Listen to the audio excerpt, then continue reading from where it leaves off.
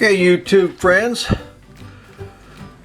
I'm going to see if I can show you how this is a first time event for me. I want to see if I can show you how I tie my double circle hook technique with 80-pound trilene big game monofilament leader, 80-pound. I'm going to cut me off a strip here. This is about, let me make it about 3 foot long, maybe a little bit longer. Let me cut it with this here. These, American made, back in the 30s or the 40s. My dad gave me this, and his dad gave them to him.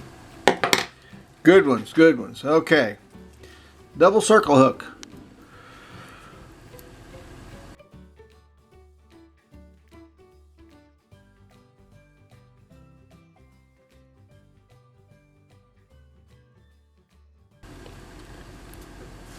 Here we go.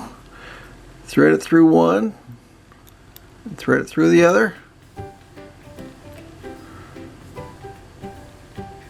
Like that.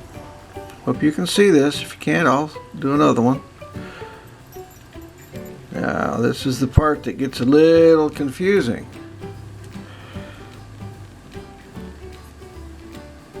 Gotta make a loop around like that. Make a loop around. I sure hope you can see that. I may have to get a black background. Try it again.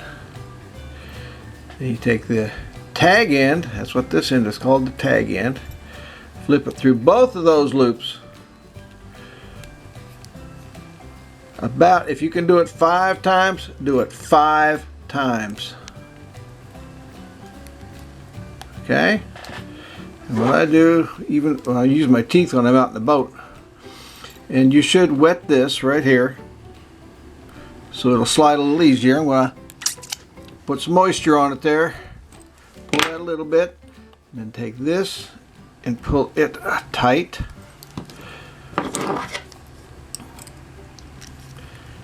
And then tighten her down. Okay. Snip it. Boom. Good to go, good to go. That's the old double circle hook technique. And then you take these, put it through the back or the tail section, or even, between the eyes, do it on the eyes. And that's the old double circle hook technique. See how it kind of actually moves freely. You get them with one, if not both. You get them with both. And that's double circle hook technique.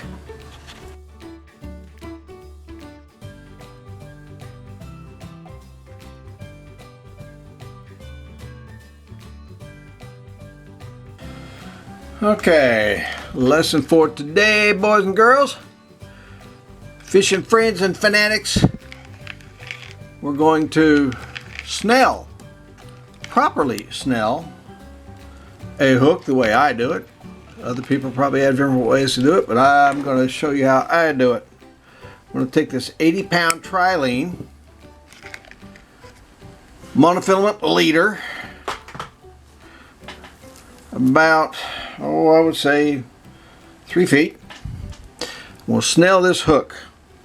This is a 5/0 hook. Okay. Put it through the eye here. There's 2 ways to do this. You can put it through the eye or not put it through the eye. The best way for repeated good snells is to not put it through the eye yet. Don't put it through the eye. Grab your other end. Hold this end tight, tight, tight. Okay. Put this end in here.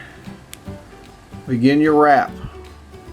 1, and go back behind the first loop. 2, behind. 3, behind. 4, sharp hook. 6, 7, I always want to get behind. 8. That's 8 right there, okay? And then you pull this through like this. And I'll tell you why I do it this way instead of putting it through the eye first. You don't want to put it through the eye first. I'll tell you why in just a second. Tighten that down. Look at that. Doesn't that look good? That looks excellent. That is perfect. Snip it. And now I'm going to put it through the eye. Rotate it up. And the reason is, if you put it through the eye first, a lot of times when you're pulling it after you've snelled it tight, there's a little ridge inside the eye. It causes little ripples all the way along your leader. And those little ripples weaken the leader. That's the weakest link in the leader. How about that? Look at that. So you don't put it through the eye first. I don't anyway. I put it through the eye second.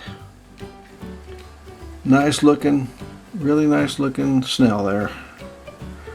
I've snelled it up. Alrighty.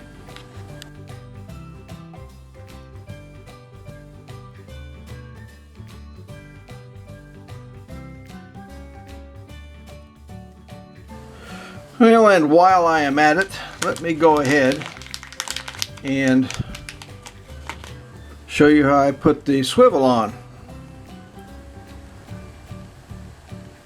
Okay, drop it in there. Do this out in the boat all the time, all the time.